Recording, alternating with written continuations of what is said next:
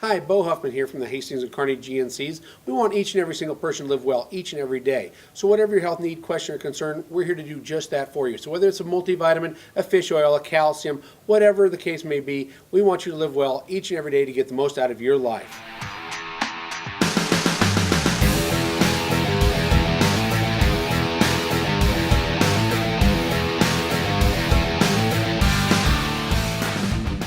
Hey guys, welcome to the SportsHub, brought to you by GNC. I'm Connor O'Gara. This is Nathan Hart. Nathan, it's state time. Girls State Tournament kicks off this Thursday in Lincoln. We have a ton of action ahead this weekend, but before we talk about any of that, we talk about 3 stars. We're going to talk about boys in 3 stars too, and Jake Paulson had a huge game last week. Yeah, Kozad's coming along strong in the second half of the season, and Jake Paulson's leading the way. He scored 29 points in a sub-district final win against Chase County. On Monday night, they made it to the state. This is a team on a roll. They're going to be a 7 seed, but who knows? Kozad is experienced in state with football, and Jake Paulson led the way there too. Yeah, first state appearance in 35 years for the Haymakers. Stars also clinched a berth in state, and that was because of Matt Moore. Yeah, Matt Moore really stepped up big. It may be overstated, but he played like a senior, not wanting to play in his last game. When the Stars were doubled up against Gibbon in the third quarter, he just seemed to have an extra level. His final stat line, he led the team with 16 points, 8 rebounds, 5 steals, 3 assists, and he came up big again on Monday against Grand Island Central Catholic in the district final. Matt Moore is just playing like a senior, kind of hitting his groove at a great time for Kearney Catholic. And another stat sheet stuffer, Rochelle Wendland. We've talked about her before in 3 stars. We'll talk about her later with Arapahoe, but she had a huge performance against Elm Creek in that district final game. 10 points, 14 rebounds, 8 steals, and 6 blocks. She really stepped up defensively. She is so key at the front of that press. She's able to use her length and just disrupt so many teams and get them out of what they want to do offensively. She was really important for the Warriors. She is a big reason as to why they earned their second straight state appearance. They're going to look to make a little bit of noise this weekend, and they're going to need Wendland to step up again. As we said before, we have 5 girls teams at state this weekend. In Class A, Kearney High, Class B, Holdrege, Class C1, Minden, Kearney Catholic, and then Class D1, Arapahoe. So it's going to be a really interesting weekend to see who can emerge from the state field. And before we talk about the other teams, we're going to talk Class A. We're going to talk about Kearney High. Bearcats are making an appearance, first appearance in 4 years in state. They're going to face a really good Omaha Benson team. They're going to have to face All-State center Kiana Ibis. She is really, really talented. The Bearcats have seen her before. They saw her last year. They only lost by 12 to Benson, but this is a girl that averages over 20 points a game. She's averaging 15 rebounds, and she averages 6 blocks. I think those 6 blocks could be a big factor. Skylar Snyder loves those 5 to 10 foot jumpers.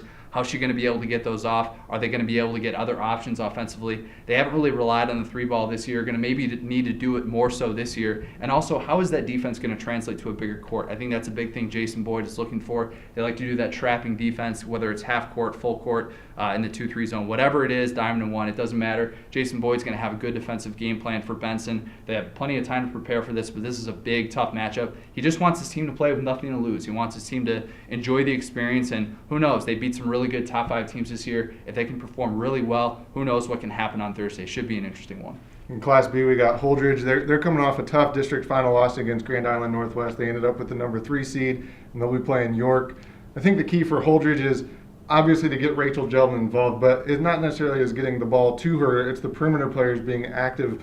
Coach BJ Blaze has talked about that both after their loss to Minden and then their loss to Northwest, is that the perimeter players were stagnant. Players like Jenna Gillespie getting involved, Jamie Isaacs getting involved will also inherently get Rachel Gelman involved. And so if they can do that, they faced York already this season, came out with a 6-point win. The key will be to limit York shooters. York likes to drive, but Holdrege is pretty good at that. Yeah. I expect a good game. Here's a Holdrege team that's made it to state now 10 times in a row, but they've only made it past the first round twice in that stretch. So can they get over the hump? Maybe the big question for them this year. And with Holdrege too, I think part of it that's so tough to prepare for is Jeldon plays on the top of the key now. So she's able to take people off the dribble. She's able to post people up, shoot from the outside, and that really should open some lanes up for other people. You talk about what Berg can do, what Gillespie can do. So other people are going to have to step up. Obviously, the attention is going to be on Jeldon, but she is more than capable of distributing and making sure that Holdrege has a good run at state this year.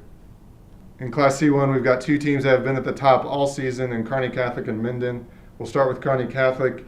They're coming off the loss to Minden, but they've had 2 weeks since that game. Lots of practices. They've tried to use game-like scrimmages to kind of break things up. But one of the first things I'll be looking for on Thursday is, are they firing on all cylinders from the tip? that's just a tough thing to do when you haven't played in 2 weeks, whereas some of the other teams have played a game in that stretch. I think the other key that I'll be looking for with Kearney Catholic is their pressure defense. That's been their MO all season long, but against Minden, it didn't really show up. It wasn't really a factor. Now, obviously, the Whippets are a great, great team, and they can render a lot of things useless. Yeah. But Kearney Catholic's pressure has to be effective, and Bishop Newman's a good team. Bishop Newman likes to get up and down the court. They have 5 losses, but all of them are good losses. It's not going to be a first step at state. They're going to be smacked from the very beginning with a really, really good team. And Kearney Catholic's better be firing on Thursday on all cylinders, and it's going to start with their pressure defense. And everybody's going to look at the potential rematch for a Minden Kearney Catholic showdown. Of course, could be a repeat of the state volleyball championship, but a lot would have to happen for both teams to be able to get there. And make no excuses about it. Minden's got a tough road to get there. This isn't necessarily paved, set in stone. Whippets are going to have to come out ready to go. You need to remember that this is where they got to last year, and they fell to a really good Pierce team. Just had a couple lapses defensively, and Pierce went on a really good run. Everybody at Lincoln is capable of making those runs. They're here for a reason. So Minden can't expect to take anything off on this game. Wouldn't expect the Whippets to do that. Rick Hermosa is going to have that group ready to go. They've been ready to go for every game they've played all season. It's just a matter of whether or not they can put it together. They can't afford to get in foul trouble. I think we've talked about that before, but this is a team that when they're firing on all cylinders, they're as good as it gets, and it's going to be really fun to see if they can make that run to state and get to that state championship, because that's been their goal all year, and especially with a group like this, it'd be tough to see that a group like that not get a state championship. And obviously they have an unbeaten record. They look like the far and away favorites.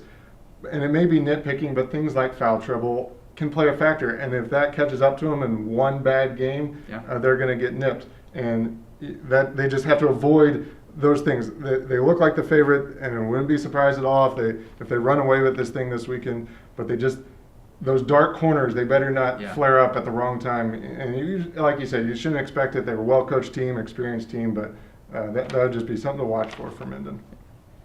In Class D1, Arapahoe will get the 7th seed. They'll take on number 2 Friend in the first round at state. This is, of course, the Warriors' second straight state appearance, and second time they're going to be facing a really, really good Class D1 team. Last year had a tough 55-point loss to Guardian Angels Central Catholic, a powerhouse, of course, but Kip Stevens does not want to repeat of that this year. This is an experienced group, a group that has been there before and knows this setting, and he wants his kids to be able to show up and be able to hang with a really good team and potentially pull off this upset. And if they want to do that, Arapahoe all year has banked on that press and what they're able to do, especially with, we talked about earlier with Wendland at the top of the press. But can they do that against a team like Friend, a team that scores so many points, a team that likes to go up and down the floor? Arapahoe might want to get into a half-court game. This could be a chance for the Warriors to kind of slow a team down and to beat them effectively in the half-court, get some quality looks for Kaylee Watson, of course. And if Claire Anderson can hit a couple big threes early, who knows? That could open things up a lot for the Warriors. So they might have to play a different style game to win this one. One thing that they're going to be missing is Carly Polston. I was there for the RPAC final. She really led the way in that conference championship game.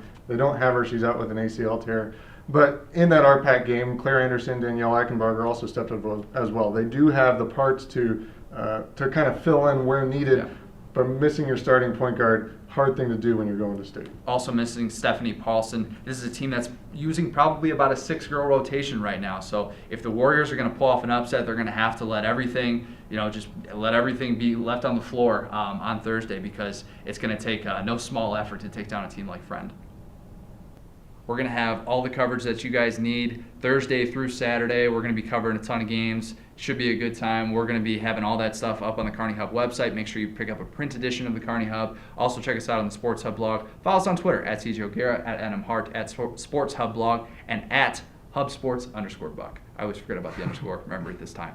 So for Connor O'Gara and Nathan Hart, this has been the Sports Hub brought to you by GNC. Thanks, guys. We'll see you next week.